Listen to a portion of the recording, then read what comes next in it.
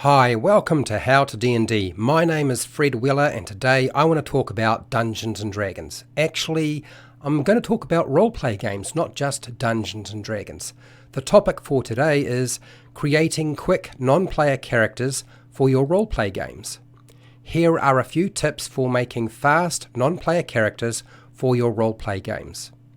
The easiest way to craft a non-player character is to get someone else to make it for you in advance, and here are a few ways you can do that.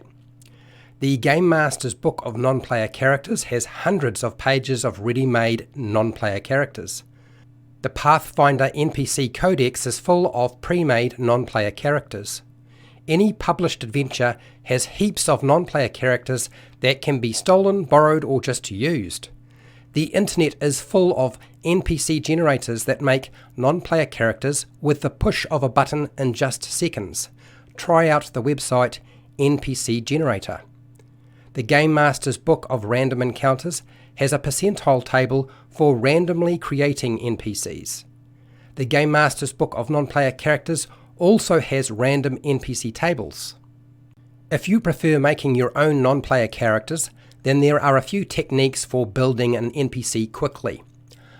A non-player character needs to have a name, and it is the most important step, which you can also get from an electronic NPC generator, and a website such as Fantasy Name Generators is pretty good at doing this. There's nothing wrong with using standard names that you know or exotic names of people that you have met or know of when using names for an NPC. It is not difficult to make a list of NPC character names that you can use later on.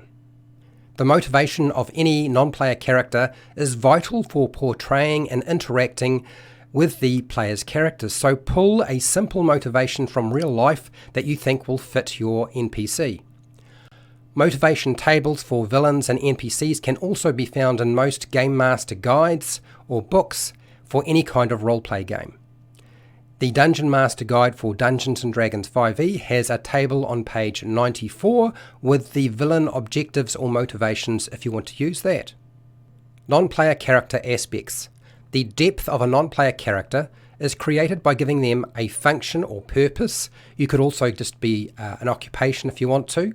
Personality traits, ideals, bonds, flaws, and sometimes secrets.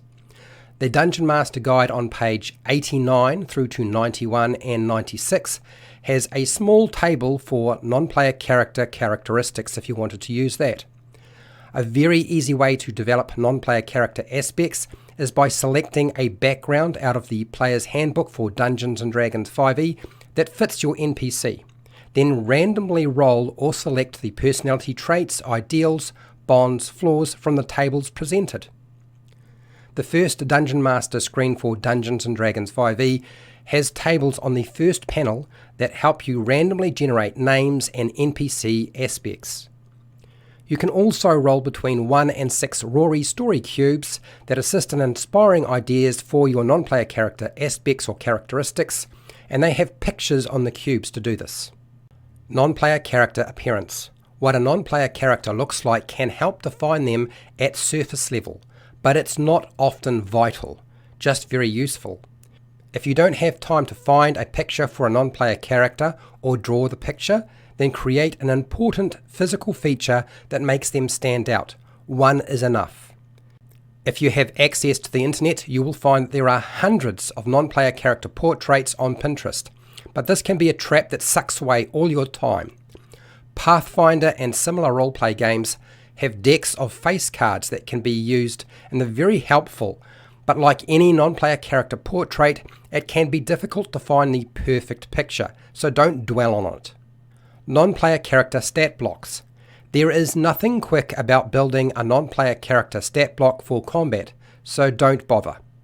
Almost all roleplay games have a creature or monster book with generic stat blocks for commoners and combat NPCs. The Monster Manual for Dungeons & Dragons 5e has a bunch of general combatant stat blocks for an NPC in the back of the book, including a commoner. Dungeons & Dragons 5e has sidekicks with medium stat block complexity in Tasha's Cauldron of Everything, and the Dungeons & Dragons Essentials kit also has a collection of stat blocks that you can use for a sidekick. If you want a more complex stat block for your Dungeons & Dragons 5e non-player character, try the website RPG Tinker. There are many things you can add to a non-player character, and they take more time. And you certainly could add race and gender, but it's not instrumental in the initial NPC building process. I would simply add that later on. Now, if you found this video useful, I have a live stream that goes into far more detail on this topic and provides you with an example. If you like what I do, I have hundreds of videos for players and dungeon masters covering every aspect of roleplay games and Dungeons & Dragons.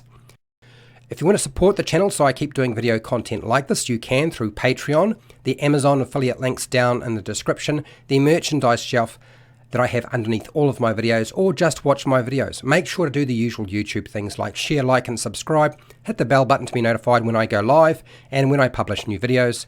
And hey, till next time, keep rolling those 20s.